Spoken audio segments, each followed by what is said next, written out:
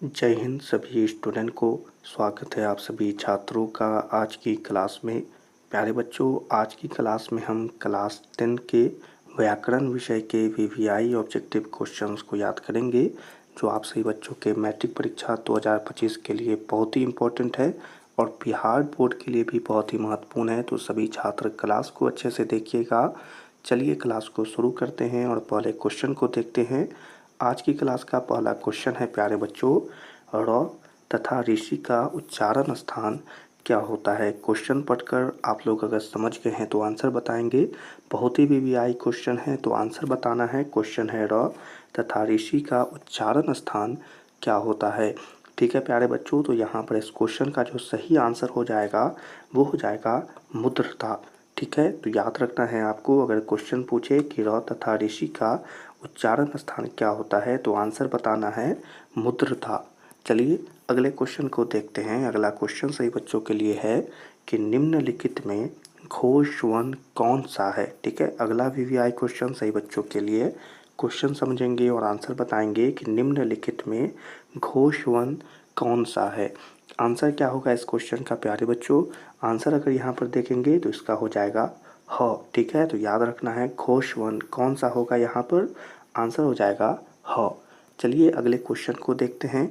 अगला क्वेश्चन है सही बच्चों के लिए, निम्नलिखित में किसका उच्चारण कंठ से होता है। जल्दी से आंसर सब पढ़ेंगे और आंसर बताएंगे कि निम्नलिखित में किसका उच्चारण कंठ से होता है।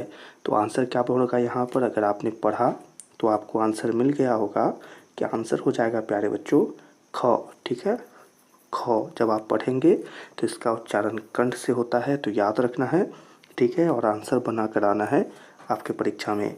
अगला क्वेश्चन है सही बच्चों के लिए कि हिंदी में अंत अस्त वर्ण की संख्या कितनी होती है। ठीक है, तो आंसर अगर पता है तो जल्दी से बताएंगे इस क्वेश्चन का आंसर। तो आंसर यहाँ पर हो जाएगा प्यारे बच्चों कि 4। कितनी संख्या होती है तो 4 होती है, याद रखना है।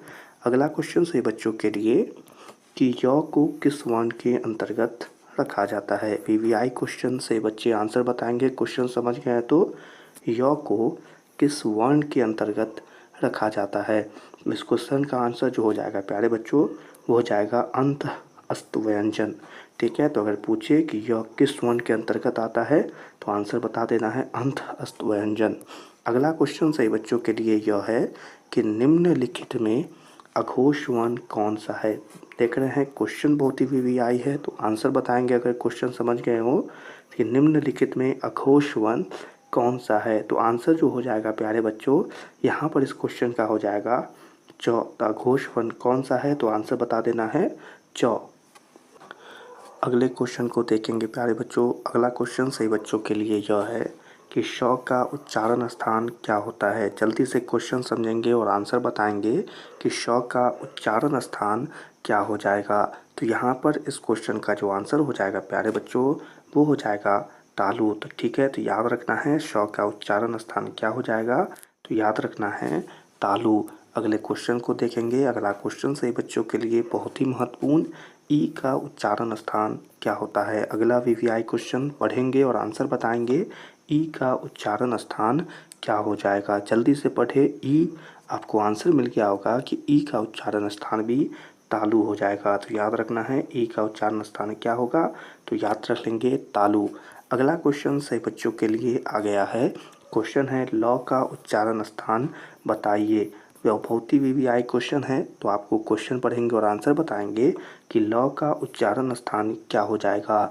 आंसर हो जाएगा इस क्वेश्चन का प्यारे बच्चों यहाँ पर वो बिल्कुल सही होगा दंत। तो आपको याद रखना है कि ल का उच्चारण स्थान क्या हो जाएगा तो बता देंगे दंत। अगला क्वेश्चन सही बच्चों के लिए यह है कि व्यंजनों के अंत में हलंत लगने पर उसका मान क्या हो जाता है। हलंत जो इस प्रकार से लगाते हैं वही क्वेश्चन पूछ रहा है कि व्यंजनों के अंत में हलंत लगने पर उसका मान क्या हो जाता है। आंसर हो जाएगा प्यारे बच्चों कि उसका मान आधा हो जाता है। तो याद रखना है हलंत लगने पर मान क्या हो जाता है, बता देंगे कि आधा हो जाता है। अगला क्वेश्चन सही बच्चों के लिए यह आ गया है कि द का उच्चारण स्थान बताइए। वीवीआई क्वेश्चन है, आंसर जरूर बताइएगा। द का उच्चारण स्थान क्या हो जाएगा। अगर आपने पढ़ा तो आपको आंसर मिल गया होगा कि आंसर हो जाएगा दंत। तो याद रखना है द का उच्चारण स्थान क्या हो जाएगा, याद रख लेना है दंत हो जाएगा। अगला क्वेश्चन सही बच्चों के लिए आ गया है वीवीआई क्वेश्चन। आ ई उ वर्ण है। क्वेश्चन पढ़ेंगे आ ई उ वर्ण है, तो आंसर जो होगा इसका प्यारे बच्चों आ ई उ जो है यह आता है दीर्घ स्वर में। ठीक है, तो याद रखना है आ ई उ वर्ण है दीर्घ स्वर। अगला क्वेश्चन सही बच्चों के लिए भ का उच्चारण स्थान क्या होता है, जल्दी से बोले भ और आंसर बताएं। भ का उच्चारण स्थान जो हो जाएगा वो हो जाएगा ओष्ठ। तो याद रख लीजिएगा भ का उच्चारण स्थान ओष्ठ। अगला क्वेश्चन सही बच्चों के लिए र का उच्चारण स्थान क्या है, वीवीआई क्वेश्चन है, फिर से बता देते हैं, आपको आंसर बताना ज़रूरी है। र का उच्चारण स्थान क्या हो जाएगा, जल्दी से बोले र, आपको आंसर मिल गया होगा, इसका आंसर हो जाएगा कंठ। तो याद रख लेना है उच्चारण स्थान होगा कंठ। अगला क्वेश्चन सही बच्चों के लिए आ गया है, क्वेश्चन है नौ का उच्चारण स्थान क्या है। इस क्वेश्चन का आंसर हमें आशा है कि सही बच्चे बताएंगे। नौ का उच्चारण स्थान हो जाएगा प्यारे बच्चों मुद्रता। तो याद रखना है नौ का उच्चारण स्थान क्या होगा, तो मुद्रता इस क्वेश्चन का आंसर हो जाएगा। और इसी क्वेश्चन और आंसर के साथ आज की क्लास को यहीं पर समाप्त करते हैं। हमें आशा है कि सभी बच्चों ने क्वेश्चन को ज़रूर याद किया होगा और व्याकरण के या बहुत ही वीवीआई क्वेश्चन है तो आप ज़रूर भी याद कर लीजिएगा। आज की क्लास को यहीं पर समाप्त करते हैं। सभी छात्रों से मिलेंगे अगली क्लास में, तब तक के लिए आप सभी छात्रों को जय हिंद।